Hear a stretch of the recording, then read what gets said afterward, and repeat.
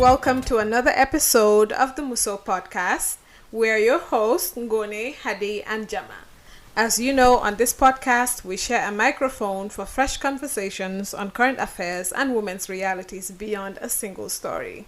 Ladies, it's another Monday.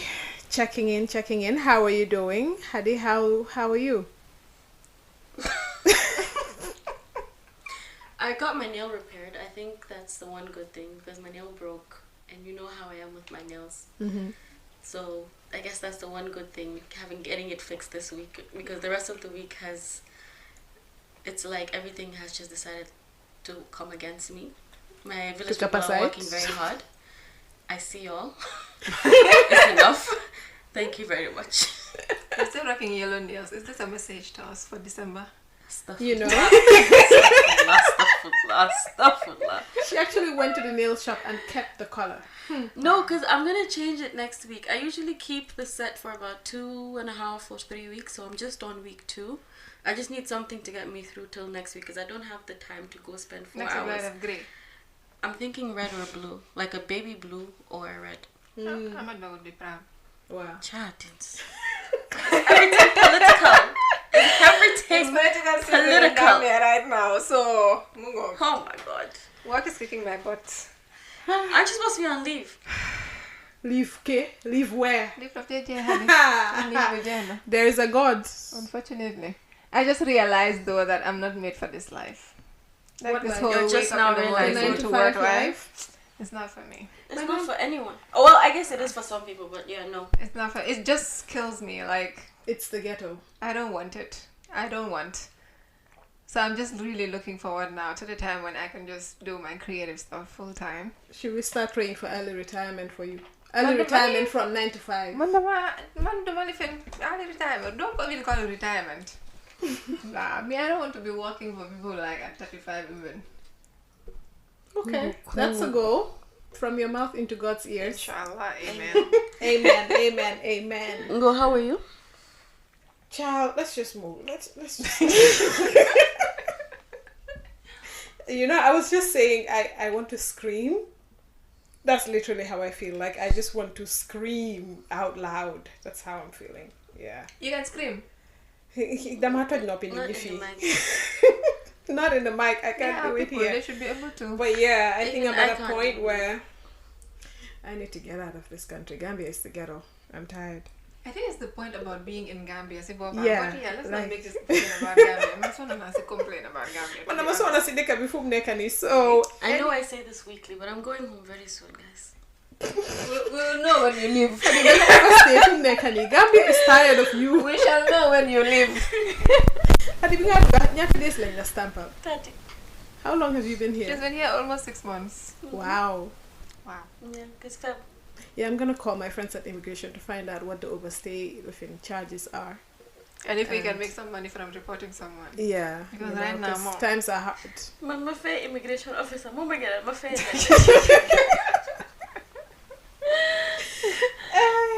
So, you know, as usual, before we get into the topic itself, we are going to share a quote that is going to help us segue into what we're going to discuss today. This one is one of my favorite quotes. It's very short, it's very sweet, and it's right to the point. And it says, well-behaved women seldom make history. Periods. Are any of y'all well behaved? No. I don't aspire to be well behaved. I am. Good luck. Congratulations. Okay. Congratulations. Do you want flowers or chocolate? It's World Chocolate Day today. Do you want chocolate? Here's a cookie. I want it all. I want yep. Well-behaved women don't ask for anything. Yeah. So, like I said, this is actually one of my favorite quotes, and I think I like it because of the way it links to today's topic. Well-behaved women do not make history, and women who are not well-behaved are usually tagged as difficult women, whatever well-behaved means anyway, and whatever difficult woman means anyway. But what do you think of the label difficult woman? It's bullcrap. No, seriously, it's nonsense. But it's common, damn it. Right? People use it very commonly and always for women. There's even a difficult woman hashtag. Even though it's a hashtag where people are talking about, I guess, the things we'll be talking about here and pushing back against the label and all. But I think it's really a label that has been created to just try and keep women in a box and, you know, decide for us what we should look like, what we should do, how we should speak, how we should sit, what we should wear.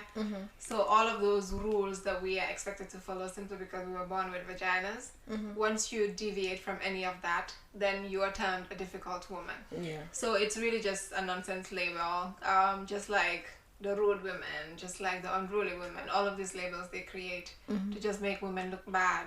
That's one of those. And I think when someone is not able to define you, they have to find... Because it's also reminding me of Warsan Shire's poem, For Women Who Are Difficult to Love. And at the end, she said something around, you are terrifying and strange and beautiful, something not everyone knows how to love. Yeah. And it connects to the whole idea that if you're difficult, then, you know, no one's going to want you, no one's going to want to be with you because you're more risk or whatever it is than it's worth. Less palatable. Yeah, you're not palatable, and there's a lot there, but I think it's really, really, really important to talk about because for me, I know I've been labeled difficult my entire life. Who hasn't? Who hasn't? Who hasn't? I have people who even meet me. I'll say a few things, and they're like, "You're a problem," and I'm like, "Okay." Yeah. That's something that I actually am very proud of. I like being a problem. Like, and that's the funny thing. People say it and expect you to get offended. Or insulted. Like, that's a compliment. Thank you very much.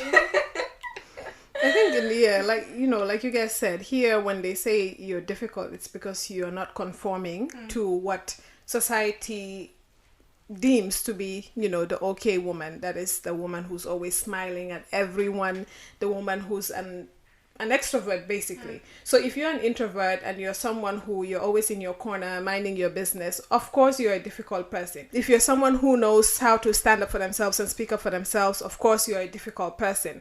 If you know how to assert your boundaries, you're a difficult person, especially that one. If you haven't got, and it starts from when you're a child even.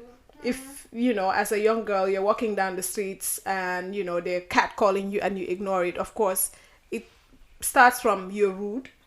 Yeah, you're rude, hamulo sabopa, dangareo, and things like that. And then, of course, now you're a difficult person because you know what you want and you don't want to, what's the word? Compromise on what you want, right? And I also look at, you know, personally from what I've seen, women who are usually termed difficult and matey and whatnot, they're not necessarily women who are problematic. They're just women who are problematic because they don't want to do, because they're not doing the things you want them to do, right? It's a lot. I think it's really just all of that, to be honest. And I feel like it comes back to that point. Once people don't know how to deal with you, I guess, or how to... Once people don't have access to you, basically, that becomes a problem. Or how to define you. Yeah. So the boundaries, I think, is really where it starts from. People just loathe what they don't understand. And so to be able to gain support, I guess, to be able to get people to also see that they have to label you in a way that other people are able to easily see you in the way nyom don't like to say. So a lot of the people you call difficult are actually people who are not even what's difficult anyway. That's what we need to ask first. What's being difficult? Who's being difficult? I think everybody has a tendency to be difficult given the circumstance you find yourself in. But then for this one, it's a label that's given to you, and this is everything that people see you as. It becomes who you are. It becomes your identity, you know, and that's what everybody... You mentioned somebody's name, Hadi, like, and hey, go for meat, for soft, for different. So you have all these labels thrown at you, even though this one is. But you have all those labels thrown at you when that is not entirely who you are. And for me, the funny thing usually when this happens, from my personal experience, it usually comes from people who've never even had any conversation with you. Yep.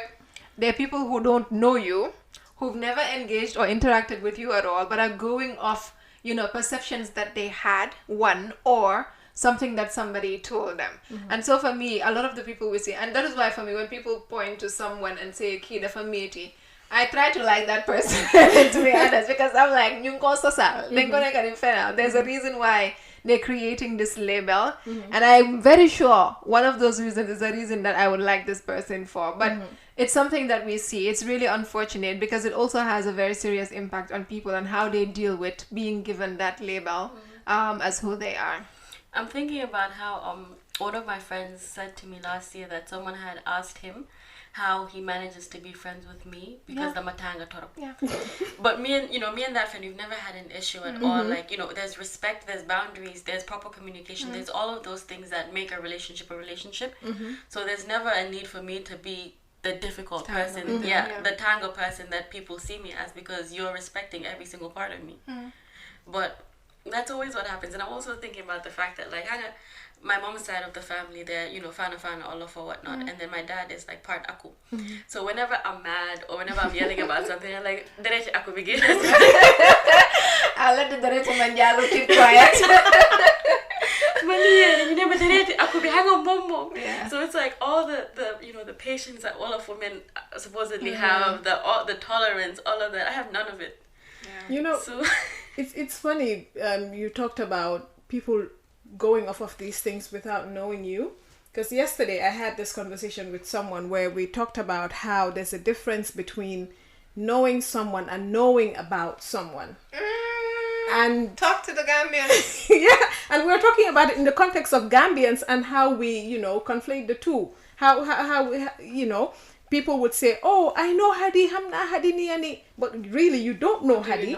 You know about Hadi. You've seen her around. Maybe you've had 1 or 2 interactions with her, and that's it. So there's that thing where people do that. Also about finding people difficult. When I was in law school, I had the chance to do a 2-week, like we had to do 2 weeks internship, and I did mine with someone, like a senior female lawyer who a lot of people in this country say, she's very difficult. Hamga meri la dafa bari affair dafa ni daf de neka di yuhu nit ñi. And when I started my internship with her, the first day I got to the office, and imagine the first thing everyone had to do was come together and have a prayer session. Right? Devotion. We had the morning devotion, we prayed, she prayed for everyone, and then we had a debriefing, assigned tasks and everything.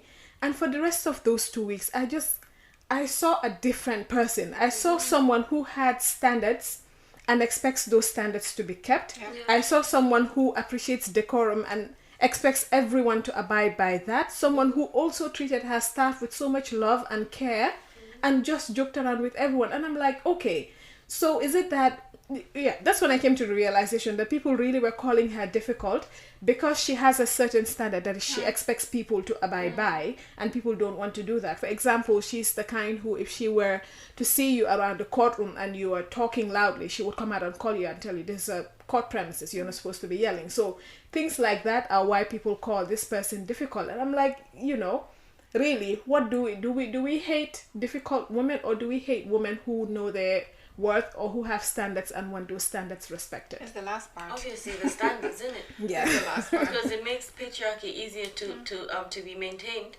if women are just looked at as a certain way consistently. Because it's also a case of who are you to have these standards? How dare you have these standards? So it's really from that premise. The example that Hadi gave, I have a lot of people who, like, over time we get to know each other and stuff like that, and they always come out with that whole thing.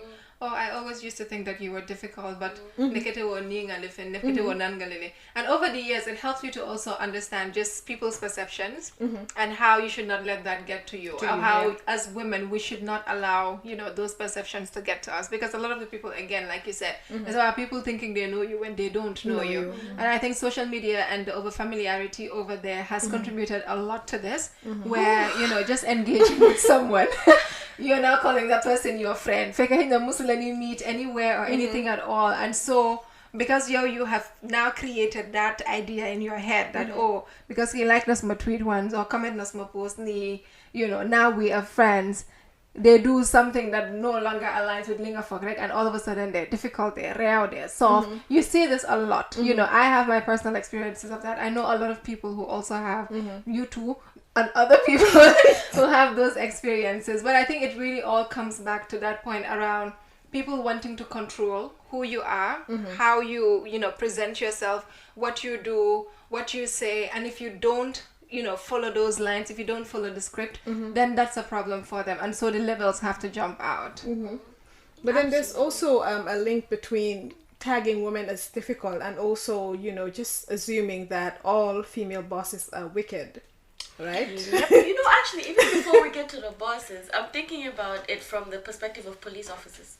And how we always assume that the female police officers are just the wicked. But it's funny because they're the ones kind of adhering more to the rules, and men will let you slip just because you smile at them. That is why they say they are succumb. No, but different. It's also timid because as a woman, because of patriarchy, you have to fight twice as hard to get to where the man can easily get. So when you get there, you also have to prove all the time that you're worthy of that position and that you're doing your job. And not only are you doing it, but you're doing it properly. So that's where, you know, some of these things come from. And then eventually we say, oh, man buguma ligaya ki jigen la bossy jigeni then just hot. But what, with my experience, the women that I've worked with have actually been very open to me. And I would recognize that this may not be the experience for other women too, even if they've worked with the same person. But for me, this has been my experience, right? No, I realized I've never had a male boss. Really? Yeah. Lucky you. No, I've really never. Yeah, really lucky you. I think for the first time, I have a male boss who's actually really great. Yeah. I've had for the first time. First one, prof, and then now. But then apart from those, like, it's been 3 places like anyway, so I can't even start to count. But yeah, more male bosses than female. But then the experiences were completely different because I also saw how, you know, this particular person was termed the same way. She's not from Gambia, so again there's that extra level of xenophobia that we like to assign. You know, oh, why de kabini la nyom den de tanga den meti respecting ken harmonies and values blah blah blah. Maybe their values are not the same as ours, their cultures are not the same as ours, they don't do things the same way as we do things. But then I saw that a lot. So when you come in, people are already warning you, you know, moitul bail sahel, this woman this woman that, this woman that. And then when she left, there were men who came in the interim, and you could see these people were actually terrible to people. When she was even there, her deputy was a man, you know, but then people did not call him that. And even when they said it, it wasn't, oh, because manla. It was just, oh, this is a character trait of a person. But when it came to her, she had standards. She liked things to be done the way they're supposed to be done. She always insisted on results. So the whole process and stuff. So for example, she's like, I don't really care about people arriving at work at 8. If they're going to be here from 8 to 5 and not do anything. For me, if you're going to come in at 12 and leave at 2 but do everything you're supposed to do for the day, I am fine with that. So her unconventional methods, that's what I'm going to call it, really just earned her that whole difficult tag, you know. And then I saw just how much it affected her, but then she also still had to keep fighting to maintain those standards, because at the end of the day, the accountability, you know, rested on her. She would be the one that would be held accountable for what happens in the office. But you see this all the time with female directors and all. You get appointed and the first thing people are questioning is your competence. You know, recently I think Ports has their first female DMD since 1972. Yeah. Whoa. Yeah. And I saw some posts that were celebrating it and like, oh, we hope she's given the space to prove herself. We don't see these things said about men when they get their appointments, and we know how mediocre they can be. But then with her, it's like, oh, we hope she gets the space to be able to do what she needs to do. You know, oh, we hope she can prove herself. Why? You understand? And so you get into that position. Already these ideas are in your head. And you're thinking, how do I make sure that I prove that I am deserving of the position that I am in? So boba nag nga neka di jay. Haga yang enforce standards, yang change things, especially things that are not working. You're trying to make sure there are regular processes that people can follow your building systems, and that's where, you know, the tags come in. Oh, Gambians don't love systems. And for me, it's like, I love when women are okay with being soft when they're in positions of power, that whole nurturing attitude. Because you know me, I love my supervisors. I say it every time. I'm so thankful that that I'm blessed with those two. And they're both women. They're both brilliant, you know, at what they do. But then if I need to have a breakdown, like I did on Monday, I texted them at like 11, 12 midnight, and I was like, I quit. But like, you know, they're supportive, but then, you know, the work gets done. But then they do it in a way where it's like you know that you as a person, you're still respected. And they honor you and they look to you as an entire human being versus whatever it is that you can produce. And I think, again, I'm so lucky that I've only ever had female bosses, because minus one, they've all been like, you know, extremely, extremely, extremely wonderful and even that once in the beginning.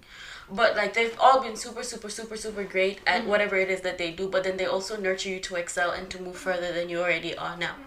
And I love that they also take on that difficult woman title, because if they weren't difficult, then they wouldn't be pushing the boundaries that they need to push, and it wouldn't even give us the space for us to start being where they are now.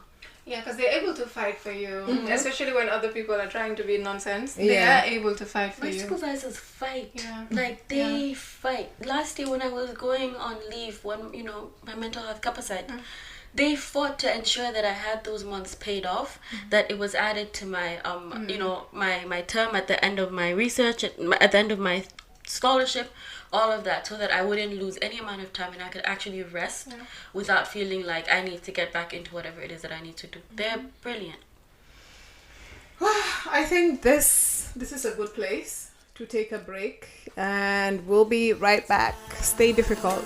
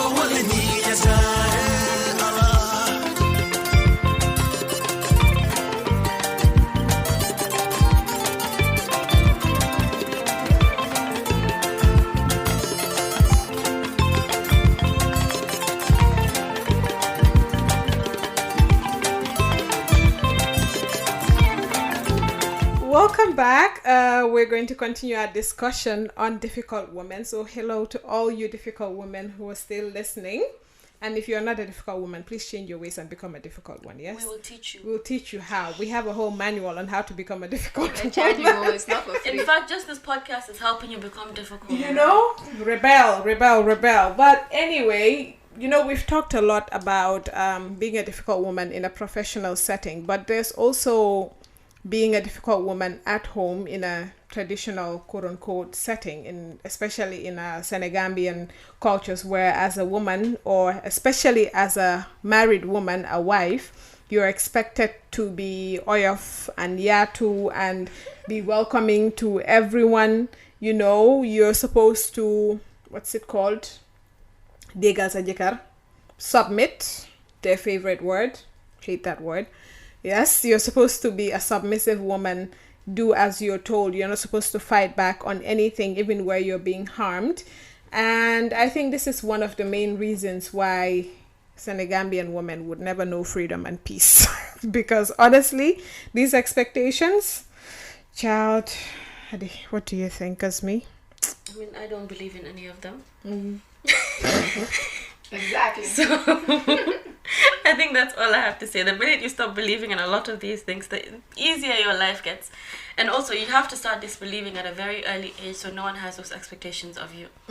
So that's really all I would like to say, because it ends up just being more harmful than it is, because first of all, it ends up being forced goodness or quote-unquote forced niceness, because you're like you're just doing it so that you look like you're palatable to the masses.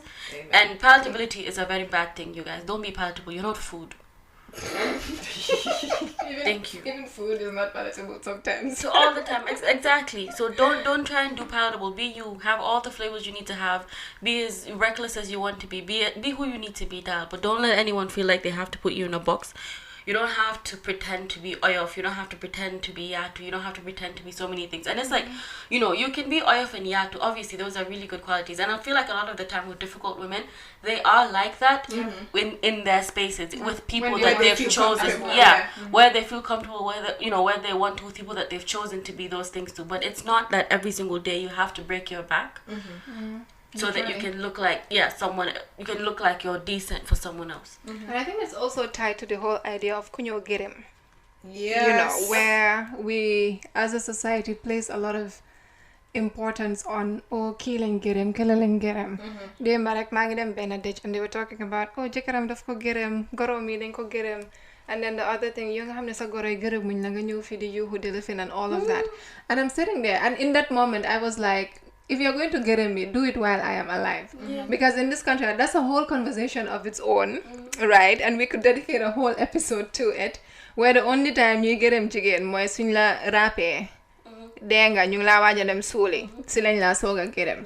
And I think that's one of the reasons why a lot of women also just, because yes, we can decide to say, oh, we're resisting, but who has the luxury and the privilege to resist? Exactly. Who has the luxury and the privilege to say no? So we could be able to do that to an extent with certain people. Because even when you say, oh, in my home, directly with my husband, this is what kind of relationship we're building. There's the wider community, there's the wider in-law section that you have to deal with, and they have a big say. Yeah, and when you create those boundaries as well, it comes back to the whole point of the conversation. Difficult woman, bahut. And when you live in like extended family homes, yangi am wuji pechargo, for example, your husband's siblings, partners and their wives and all of that, then the comparisons begin. This one is the nice one, this is the one that's not nice, this is the one kimo buganit kile bugunit. You see it even at home with siblings, oh mom mo buganit kimo bugamboka kile lifina. They don't even try to understand what your personality is. Maybe you're introverted, you're shy, you're anxious about meeting and sitting and socializing with people. Nobody stops to think about all of that. It's always dafa reew, dafa lifin, dafa na. And again, the point that you make, jekaram daf ko ragal. Moom moo de control jekaram. Moom mooy dogal si biir kër bi. All of those things are just things that they put out because they see you living life differently from how maybe they are living their lives or how they expect you as a woman who's now married to behave within the family setting. And for me, I think it's a difficult one to navigate because the reality is a lot of women are not free from it and don't even have a choice to break away from it. But it comes back to that whole Ngermande point. Who wants to be praised, who wants to be in the good books of people who don't even like you most of the time and people who don't care about you most of the time. And that's really what pushes a lot of women to try to be that oyof and that yaatu, and it's all in the language of jabar buy ñëw nekk pursa di ñëw digante and stuff like that. If your family is already falling apart, how am I coming to be the pursa and trying to ñëw Also, di why am I digante? not being the pursa for my own family? Exactly. But then also, Or why is my husband not being the pursa in my family? You understand? and you know what? I'm not gonna go on this right. Another time. No, because I learned stuff around Islamic law and marriage, and about how like once the mahar is paid, it's basically like you've been sold.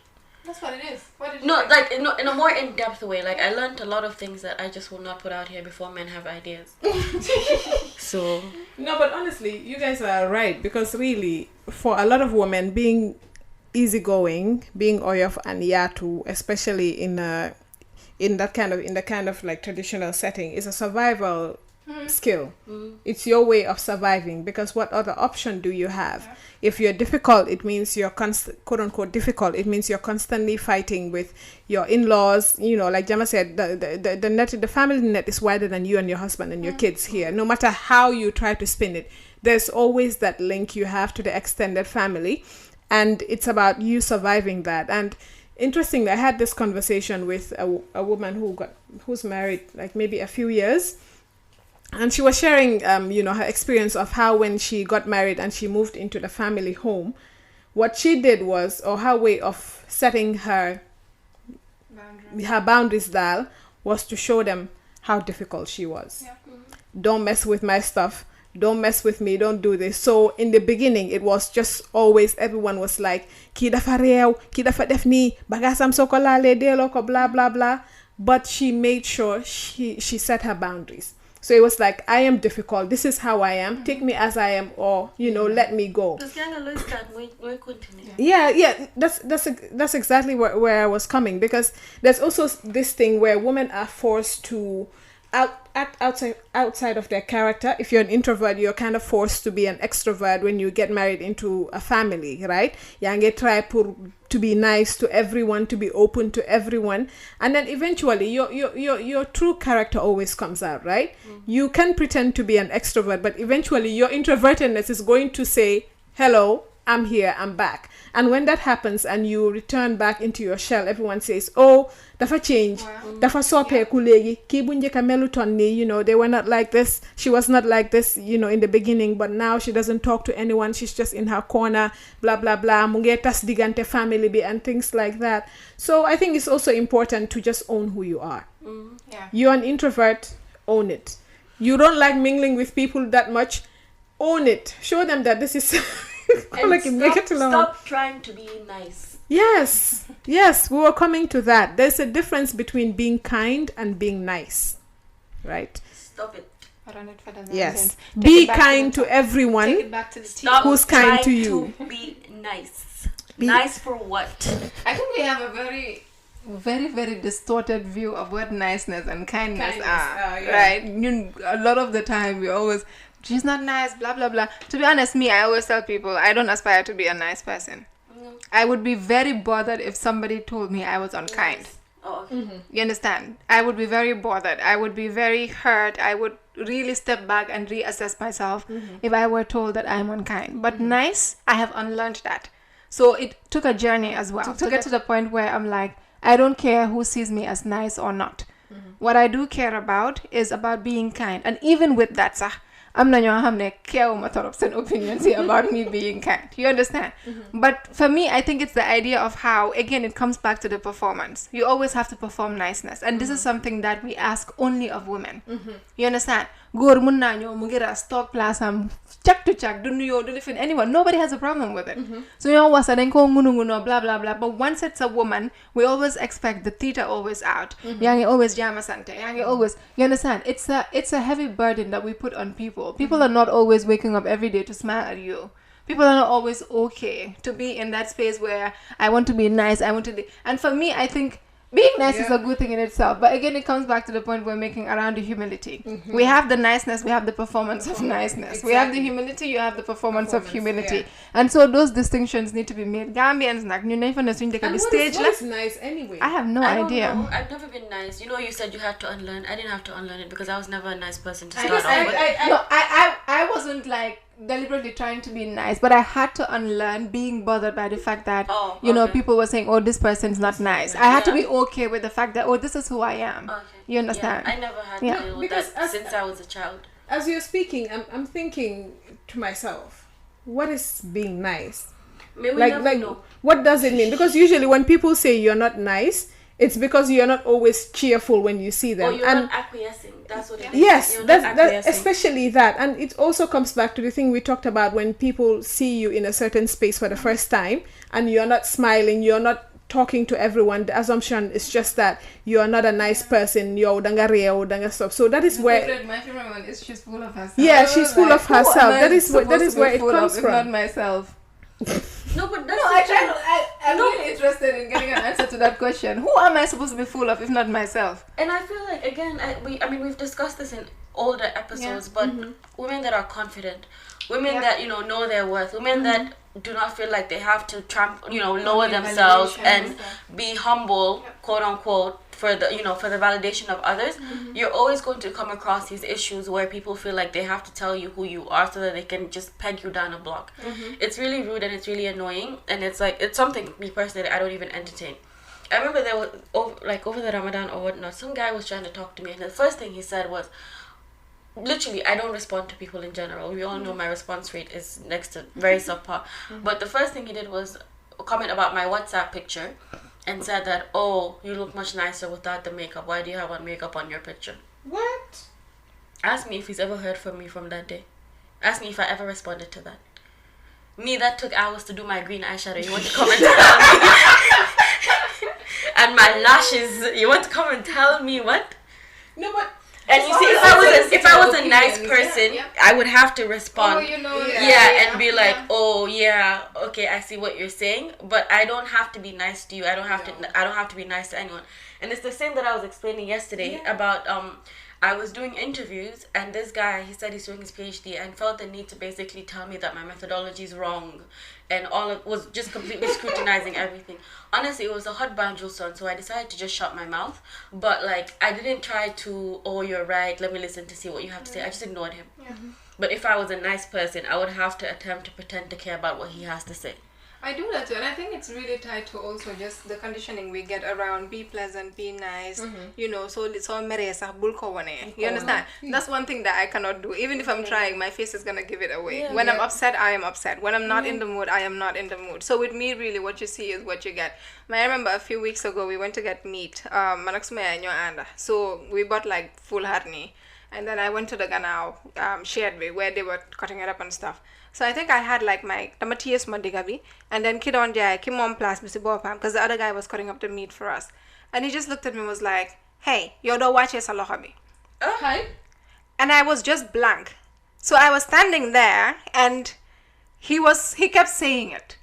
You understand? And a part of me was like, okay, everyone is watching now. He's starting to get embarrassed. Maybe you should respond. But I just held it there. And it was difficult for me, but I did it. And he just kept saying, and mudem, but if not 1, 2, 3 times. And then he was like, Doma fale, dang maru slow ni, how malanlan. And I stood there like he didn't exist. Like there was literally nobody speaking. I'm sure Musso would listen to this and say, but Jama, this is your default. But this is your default. But this is who I can literally sit there and act like you don't exist. So mungi topa diwa, dang maru slow, dang ma how malan. And a part of me wanted to just look at him and turn to. But then in that moment, I also realized he wouldn't do that if it were a guy standing there and holding his hand or holding his waist. It's something they've normalized because they mean they just sanika do jigeni. They mean they just wah you and then got up for your tam kaf. Hi, your cough ni. I just was blank. I got my meat and I left Farni Fateva Biri Harbi and I had to come back. But I was proud of myself when I left. But it's really all of those things where people put you in an uncomfortable position and then expect you to just be nice so that they will be comfortable. Fuck that. No, like the more I think about yesterday's events, the more kind of upset I am. Yeah, audacious. Because and the audacity. No, but and imagine for the girls and women also that are conducting research in this country that don't have the confidence to be who they fully want to be. You present something and then you're being questioned about some, your hard work, what you've done, and also I'm way farther in my doctoral research than he is. But also because, he's a man, he's older than me and all of these things, all of a sudden you feel like you can tell me that what I'm doing, that has been having to get continuous approval yearly to make sure that I'm on the right path is wrong. But it's also about how, as a woman, the automatic assumption that is you don't know what you're doing. You don't know what's going on in this world. You need someone's guidance. And for me, when you do that, I just sit there and say, okay. You don't even get an okay. I'm like, because really. You don't get an acknowledgement at all. It's just, and I think it's what annoying. Leads to the level. So I was trying to help them, but if I fuck them more happy. It's all of these. It's a lot of things really that get to that point where people just label and term you a difficult woman. And me, I tell people, aspire to be difficult because it means you're focused on what you want, you're respecting your boundaries yourself, and you respect her as well, and you're on the right path. Really, don't be afraid of being called difficult because for difficult. No, for me, I think I've gotten to a point in my life where I'm also very comfortable with people putting on the people who don't know me.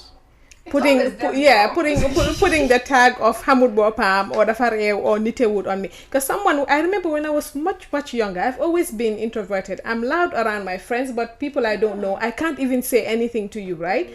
But when we were much younger, someone who was classmates with my older sister, I remember dafa don romba suñ kër so mu taxaw ci palanteer mu gis suma mag so gaay ñu ngi wax mu ko naan gëj naa laa gisa yooyu noonu and then mu ne suma mag lifin nag mu ne suma mag ne waa sa rakam moom dama ko dee gis waaye xam nga moom nitewut. I was standing right there nii la ko waxee and I remember I was so hurt by that because I'm like, why would you even say that? Like, you're my sister's friend. I don't know you like that. How do you expect me to act with you? That was me growing up. Yeah. My sister is like the extrovert and it just blends everywhere she goes. I'm not She's that like type. Fadja. I need to get comfortable. Yeah. She's exactly like Fadja. I need to get comfortable with you first before I remember when I started working at UNICEF.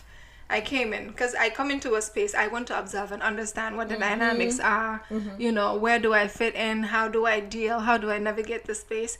But then right from the first week, it was always, oh, mom, today we're handing you, today live in. But I greet you people, I don't know you, first of all.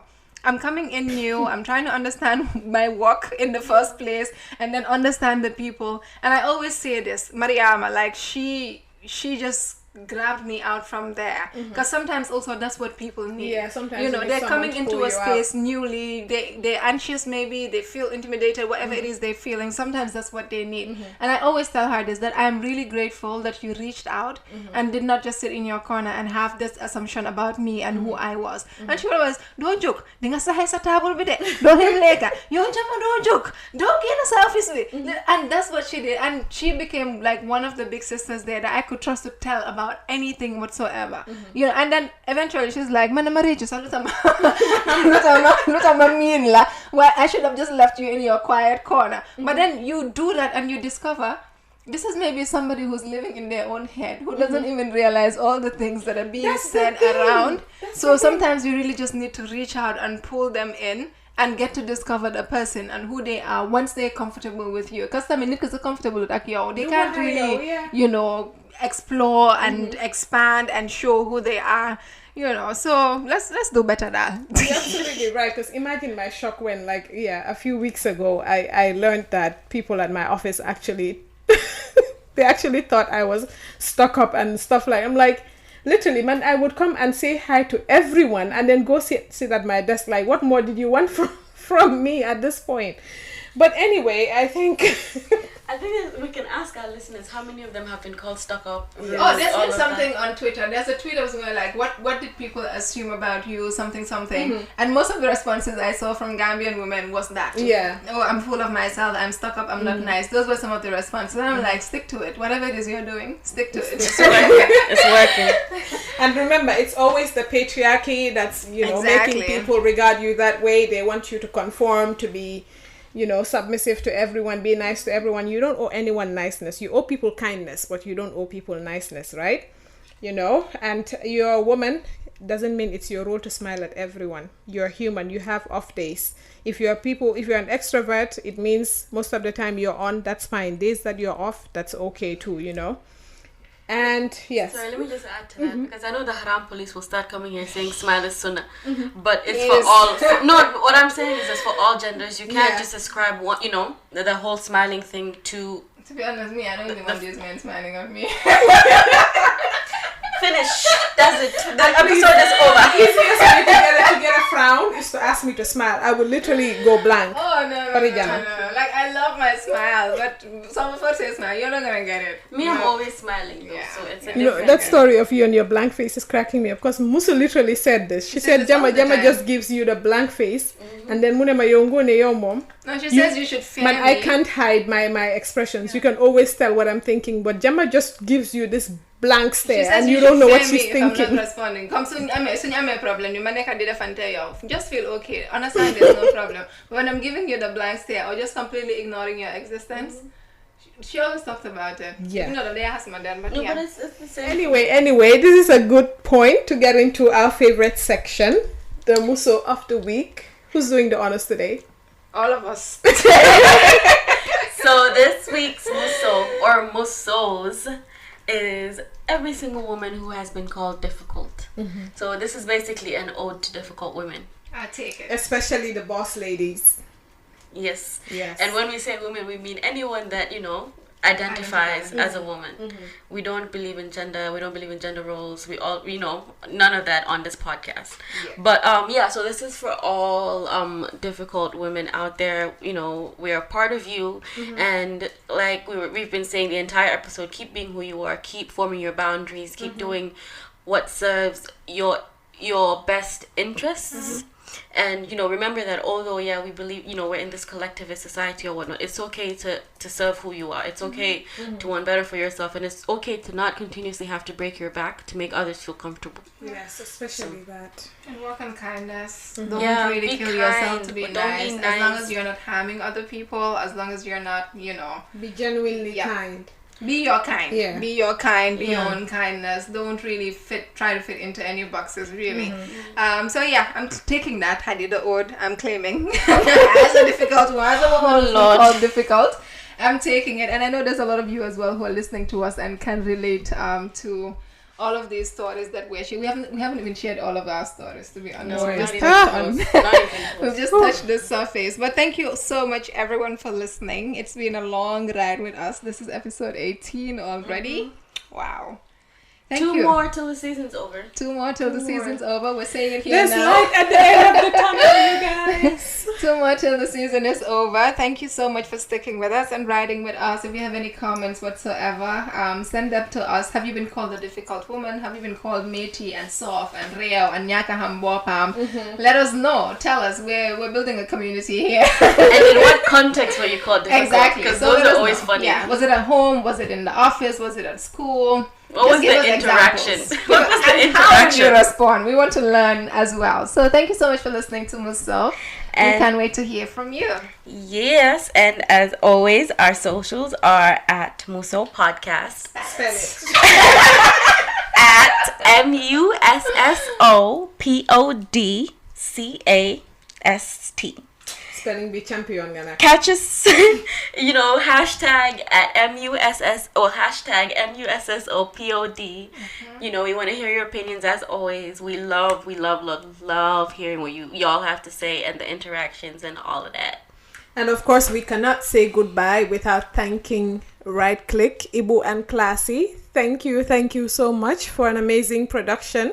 And also thank you to, Left Click people, accessibility officers, the 2 Isatus. We're not thanking them. This week again, we're not thanking them. No. Let them thank themselves. Yeah, okay, you know what? They're right. Get your thank yous from Sarakunda Market. Goodbye. See you all next week. Let them go and get it from the Julie one tier.